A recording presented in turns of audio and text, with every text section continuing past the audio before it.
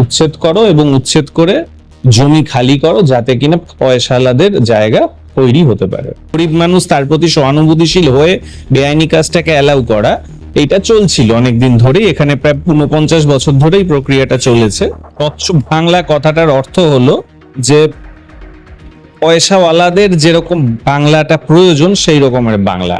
এই যে এখনকার বিজেপি সরকার এসছে, সে আর এই 49 বছরের যে ধারণা যে গরিব মানুষের প্রতি সিম্প্যাথেটিক হও, এটার সঙ্গে তারা কখনোই এগ্রি করে না।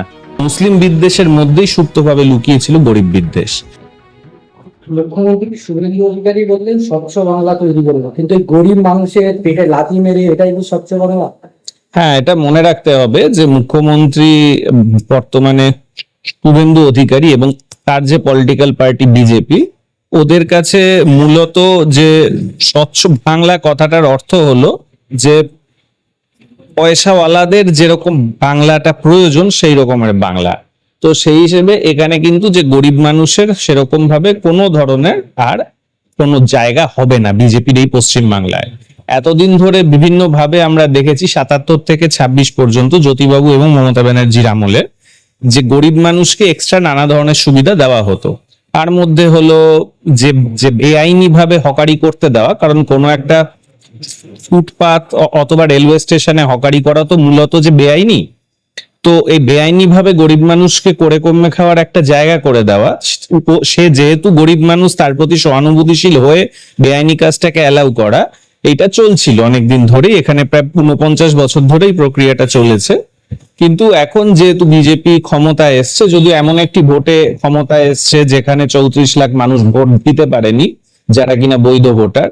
এছাড়াও আমরা জানি ইভিএম পুড়িয়ে দেওয়া হয়েছে, যে ভোট হয়েছিল সেই ভোটের ইভিএম।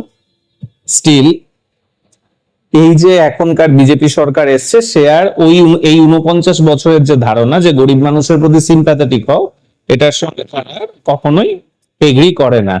তারা মনে করে যে গরিব মানুষ উচ্ছেদ করো এবং উচ্ছেদ করে জমি খালি করো, যাতে কিনা পয়সাওয়ালাদের জায়গা তৈরি হতে পারে।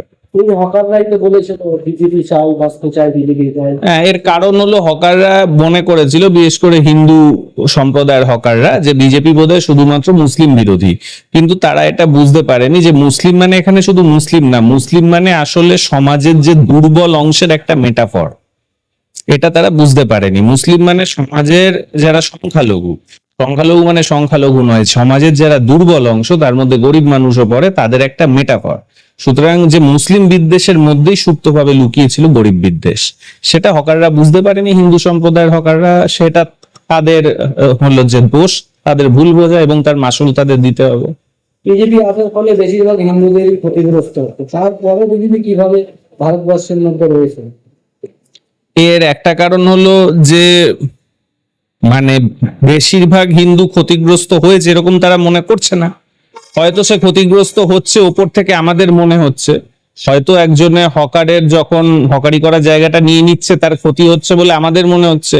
কিন্তু সে যখন টিভিতে দেখছে যে তপসিয়াতে মুসলিমদের ঘর বাড়ি ভাঙা হচ্ছে, তখন তার যে আনন্দটা হচ্ছে সেটা হয়তো হকারি চলে যাওয়ার দুঃখের থেকে বেশি। সুতরাং আসলে বিজেপি আসাতে তার হয়তো ভালো হয়েছে।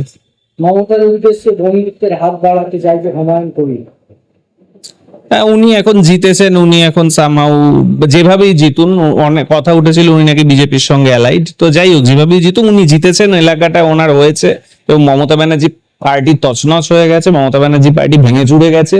মমতা ব্যানার্জি কোথাও থেকে জিততে পারবে এরকম কন্ডিশন পর্যন্ত আর নেই। সুতরাং সে ব্যঙ্গ করে এখন এই ধরনের কথা বলছে। শ্রীনগর থেকে জেতাবে বলেছে। হ্যাঁ, এটাও তো মূলত যে ব্যঙ্গ করে বলা যে মমতা ব্যানার্জির নিজের ক্ষমতা নেই কোথাও থেকে জেতার, আমার ক্ষমতা আছে জিতিয়ে দেওয়ার।